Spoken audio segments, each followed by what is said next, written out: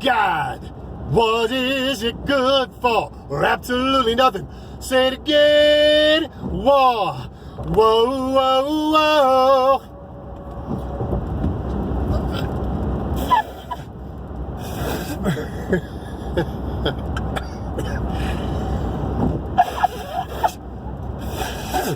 Oh my God. Here we go. I'm going to learn. I haven't practiced since I got sorry.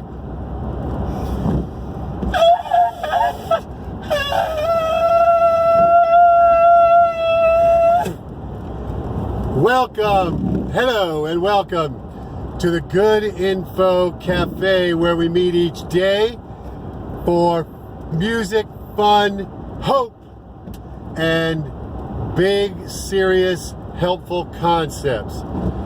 So that discussion about war from yesterday, when war was the subject, was the best one so far. So good comments. The whole idea is we're not going to always agree. That's not the idea at this point. It's to have critical thinkers put out their concepts so we can learn from each other. And the good thing about the comment method is it's thoughts that are out there, and they can sit there and you can contemplate them. So great feedback through the comments with Sean and Brent and even Ian. I like how he said it. He said about war and billionaires, more. They want more. The greed. And what the other said too, I don't always think straight when the camera comes on. My face itches and I get I rush too much. I haven't gotten into the groove just yet. So, war, and I'm still sick, but hanging in there. And that was a lot of fun singing White Christmas with the snow. And it turns out my son and his girlfriend came from New York to that lake place, and he looked at it and he thought that it looked all ice. So we went down there and we walked across the lake and walked back, and only heard one little crack when we got to the other side, and came back, and pretty awesome to walk on water. We walked on water. It's the frozen kind of water, so not like the Lord and Savior, the only true King, actually did it the miracle way. But it's still fun to say we walked on water when it's frozen, because I don't do miracles. Well, I don't, but God does. God does miracles. So the subject, or the subject, is extremist or extremism that I'm going to talk about. And the question of the day is, why did Walter Cronkite say, quote, "Well, join me. I'm glad to sit here at the right hand of Satan," close quote. Why did Walter Cronkite say that? It looks like it was from the 80s, 90s. You can look it up. You can go on YouTube. So I want to know who didn't know he said that. Then go watch on YouTube or online somewhere and watch him say it. It's in response to talking about we need a world government, we need a world system of laws. And then Pat Robertson, I think he quoted, wrote a book saying we do need a world government, but only when the Messiah comes, and anything before that is the work of Satan. And Walter Cronkite said, I'm glad to sit here at the right hand of Satan. So mocking Pat Robertson, how the pseudo-intellectuals, the ones who think they're smart but they're not, how they mock more common sense people, everyday people. And that brings me to the other subject. I'm going to grade the world's leaders.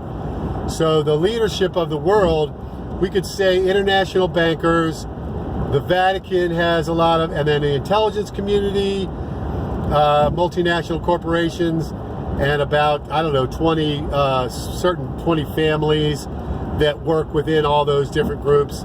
I'm looking at them as the leadership, and I'm going to give them a grade. And it's based on how well the world is doing, and the world's got lots of troubles. And once again, it's got beauty because God created the world.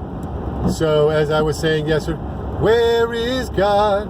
What have they done to your creation? Oh my Lord, you said to buy a sword. So the beginning of that song is, love your enemies even if you have to kill them.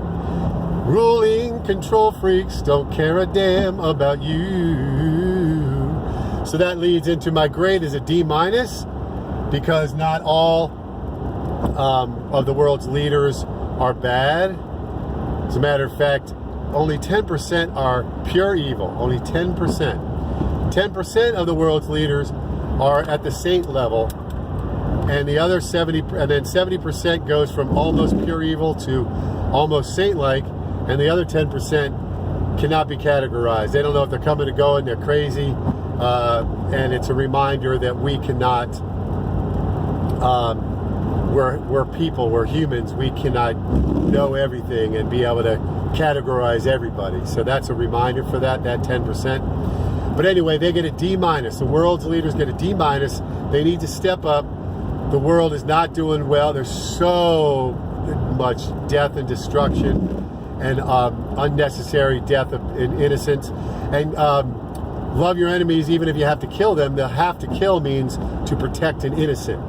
It's like martial arts. The last resort is to use your martial arts. It's the last resort to kill in self-defense or defense of the innocent. All right, so the subject is extremism, extremists.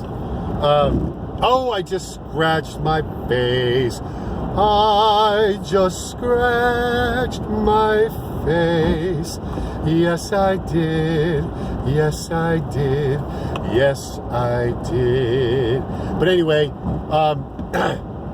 extremism, that word is neutral. So if you're on a sports team, do you want your teammates to give their extreme effort or their moderate effort? Do you want John Wall or the other big basketball players to give their moderate effort? What's the X Games? What does the X stand for? Extreme. Extreme sports. You take it to the extreme. You need extreme effort, extreme concentration. So an extremist is not always bad. It's a neutral word. And for example, a Christian extremist equals extreme love. Christian extremist equals extreme love. So you've got to look at the system that's being represented, and an extreme within a system could go bad or good. And in terms of Christianity, true Christians, the ones who actually follow Jesus, who do what he asks, who continuously submit to Jesus, to the Word, to the King of Kings, the Lord of Lords, as they are loving servants. Those kind of Christians. Not fake Christians, not ones who have murdered in the name of Christianity and Jesus. They never were, those actions were not from a Christian. So anyway, extremism is a neutral word, and it depends on the context. And a Christian extremist is extreme love, equals extreme love. Remember that. So I think that's about it. I did have my... Good God! What is it good for? Oh, absolutely nothing. Say it again. Whoa, whoa, whoa, whoa. What is it good for? Absolutely nothing.